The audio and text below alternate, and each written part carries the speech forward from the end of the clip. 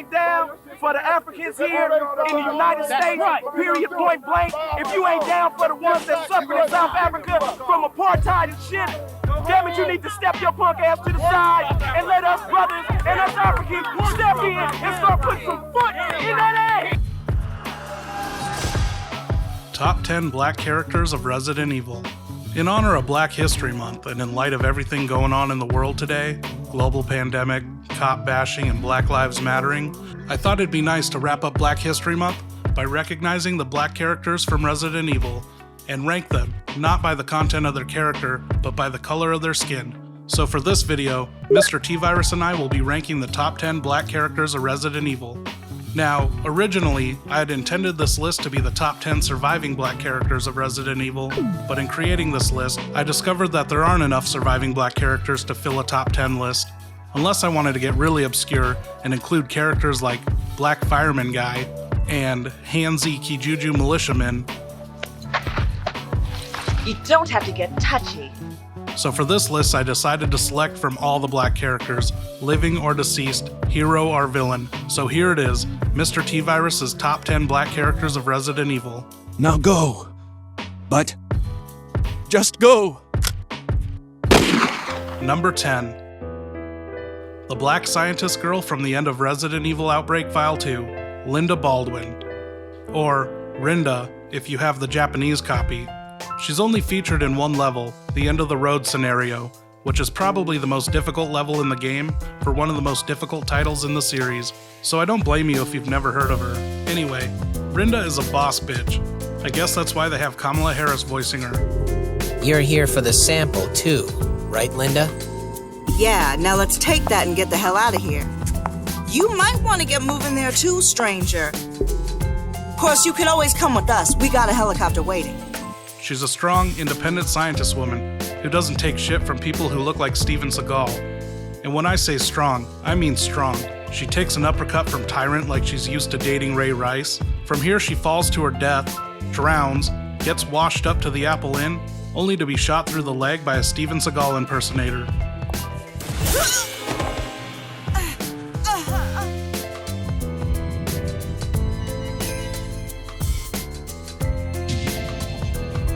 This will be the 99th rodent I kill. Yes, this is a different character. There are two guys that look like this. Anyway, Rinda just walks it off. And for surviving this struggle alone, she makes this spot on my list. And from the shop, Rinda is also an unlockable character skin for Cindy. So, is this considered blackface? Yeah, let's just get out of here, okay? Number 9, David Anderson, also known as Shovel Cop. Deputy Dave bites off more than he can chew when he responds to a missing persons call at the Baker residence. And even though his screen time is brief, his sacrifice has a significant impact on the rest of the game, equipping Ethan with his first 2 weapons. A fucking pocket knife? Take it. That's all you gonna get. Seriously, how did this guy become a deputy? No backup, and then giving strangers weapons? And by the way, never ever accept a weapon from a police officer. Worst case scenario, they'll kill you and claim self-defense to gain vacation time. Hey, put that door back. Put that door back. So maybe that's why David didn't have backup. Man, the police. Anyway, before David could get the scoop on what's really going down at the Bakers, Jack puts a shovel through his cranium and goes full Tokyo Drift on his remains.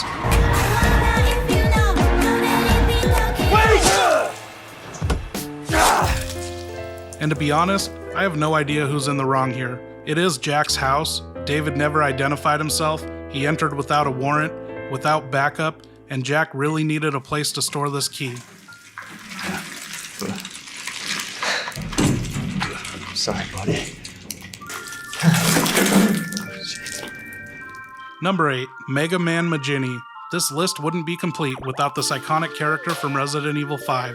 This megaphone-wielding instigator has the charisma to unite everyone, no matter what their beliefs or ethnicity, bringing together people like white guy, Mexican guy, Arabic man, and some other brown people. Now, we may never know for sure what this guy is actually preaching, but I like to think it goes a little something like this. I have a dream that one day this nation will rise up and live out the true meaning of its creed.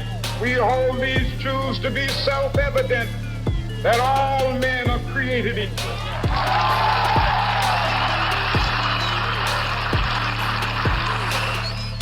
And number 7, Tyrell Patrick.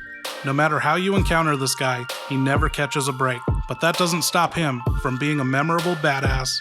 Appearing in both Resident Evil 3s, Tyrell is a mercenary working for UBCS. In the original RE3, we hardly get to know this guy, on account of him always getting himself killed every time we meet him.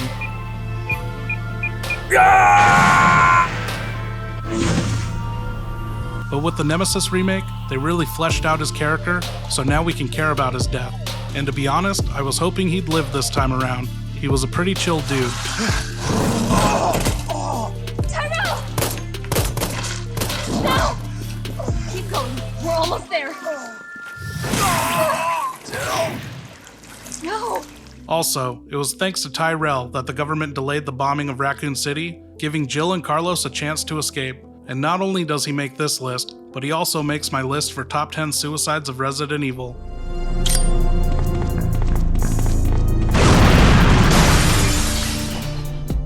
Number 6, Jim, My Life is Shit, Chapman.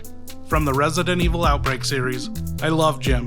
Back when these games were online, I'd always play Jim and contribute absolutely nothing of value to my teammates. As soon as times got tough, I would just lay on the ground and make my teammates do the work. You could find me laying on the ground at every boss fight, and once you get the daylight vaccine, you could just sleep on the ground for the rest of the game, while all your friends deal with Thanatos. Jim also has the special ability to know where everything of value is stashed the second he enters a room. So like, was he a thief before the outbreak happened? Not sure if this is racist, but this is definitely a good perk to have, and my favorite cutscene of the game features Jim. It's his alternate ending for Decisions. If Jim and Kevin do not get a dose of the vaccine, they choose to stay behind and die. It's not exactly Jim that makes this final scene so badass, mostly because he's a whiny bitch. Man, why are we wasting my time? We're gonna starve to death or end up somebody else's lunch, I'm telling you! Be quiet, or you'll make yourself hungry. What? No. No way.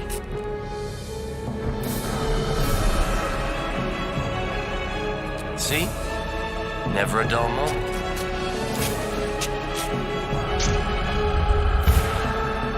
Now, let's finish this like men.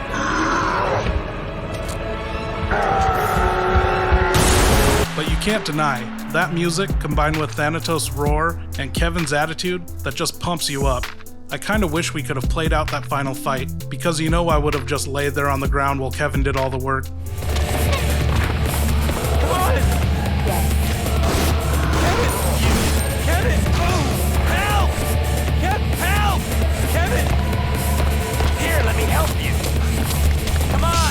Number 5, Mark Wilkins. Mark Wilkins is a Vietnam vet turned security guard, featured as a playable character in the Outbreak series, and Mark is the exact opposite of Jim. He's fat, he's bald, he's old, and he isn't a coward. And when it comes time for him to go out, he accepts his fate like a man, as seen in his alternate ending for Decisions. David and Mark go out in a blaze of glory after repairing a nearby tank, taking out as many infected as they can before the city is leveled. Mark also has one of my favorite line deliveries of the series. It's on the rooftop of Jay's bar during Bob's suicide.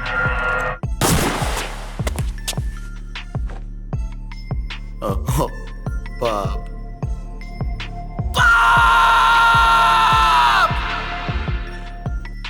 And on a side note, while I was capturing footage for this video, I came across an unfinished cutscene while digging through the PS2 disc. This cutscene shows Mark waving to another Mark. Is this a twin? Which brings us to number 4 on this list, Mark's twin brother. Just kidding. Number 4 is Keith Lumley from Resident Evil Revelations. Keith was awarded Worst Character in the Franchise by Game Informer back when the game was released. Just to remind you, this game came out after Resident Evil 5, which introduced us to Ricardo. You're making me look bad! And Code Veronica, which gave us this Canadian abortion known as Steve. Relax, beautiful. I said I was sorry. But I thought you were another one of those monsters. Shut up! No way is Keith the worst character in the series. Keith gets a ninja suit with actual usable ninja swords on his back. so there's no way he's the worst character. Game Informer is just being racist. Anyway, Keith, with the help of his best friend Quint, blow the lid off the whole FBC BSAA conspiracy, saving the lives of our heroes. But this isn't the reason he's on this list. It was the ninja costume that put him on this list. Number 3, Marvin Branagh. Because I'm including villains on this list, Marvin Branagh gets the number 3 spot for having the most appearances for a black character in the Resident Evil series. And since he's a villain, I don't really have anything nice to say about this guy, but everyone seems to love him. When we first encounter Marvin, he immediately points a gun in our face, during Leon's welcome party, on Leon's first day. If I were Leon, I would have just quit right then and there. And then Marvin goes on to hinder Leon and Claire's chances of survival by locking them out of a sizable chunk of the West Wing. And this is right after he tells them that he never believed Chris and Jill about the mansion incident. They risked their lives to reveal the truth, but no one believed them. Don't rescue the survivors in the other rooms. Just worry about me. But sorry, but it looks like your party has been canceled. With Brian Irons missing, the chain of command falls on Marvin, and he's not doing a good job. He has a complete disregard for the safety and well-being of others, and the RPD is in complete shambles, and I hold Marvin responsible for this. Here, Marvin forces Rita, the only remaining female officer of the RPD, to climb in the ventilation shafts. You know, the ones crawling with liquors. Also, I'm pretty sure he's the one that ordered Elliot to investigate the East Wing too. And once Marvin saw the situation was going south, he closed the shutters on him. There you are. Come here. What is it? Take a look. Oh my god, he made it! You know him? Yeah, it's Leon. Kennedy, I think? The rookie. Thought he looked familiar. But in the end, Marvin gets his. I think it took every ounce of Brad's will to remain conscious enough to seek out and bite Marvin. The motherfucking police. Number 2, Kenneth Sullivan. Kenneth is the first black character to appear in the series, and the first member of Bravo Team to die. It was Kenneth who was responsible for leaving this mess in the dining hall, and it was also his severed hand that was discovered by Joseph in the opening sequence of the first game. And after meeting such an unfortunate fate so early in the series, Capcom decided to humiliate his character even more by having Chris Kattan be his voice actor for the Resident Evil remake.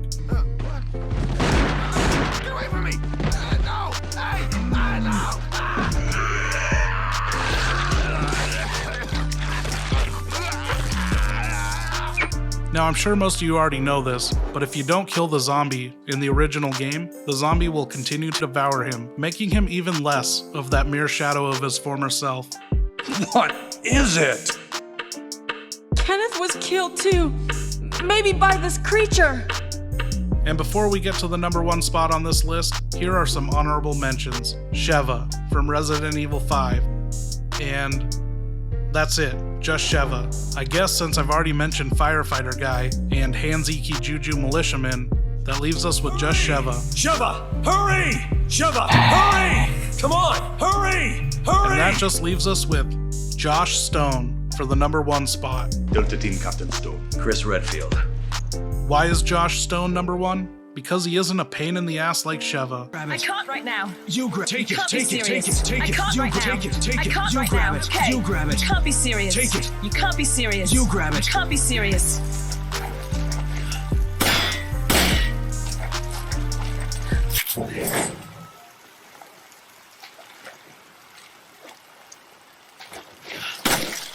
Plus, if it wasn't for Josh, Wesker would still be swimming in that volcano. Sheva and Chris would have never gotten this elevator running, and don't forget, Josh was there for Jill when Chris abandoned her to be with Sheva. Now, I'll admit, I didn't trust the guy at first, cause somehow he's always surviving when all his teammates die. I didn't even trust him after my first playthrough, and he's constantly looking back at the camera like this, as if to foreshadow something sinister. I mean, just look at him here. Change the music and he's straight up evil. He's even got blood on his face from eating someone, but it was I who was in the wrong to judge him so fast. He turned out to be a good guy. And so that's it for my top 10 black characters of Resident Evil. Did I forget anyone? Do you agree with this list? Leave a like, comment, dislike, let me know. Also, hit that subscribe button to get notified when I post my next video, Top 10 Most Fuckable Creatures of Resident Evil. You do not want to miss it. And if you'd like to support this channel, check out my Patreon. I'll be posting exclusive content as soon as I get a pledge. Thanks, bye!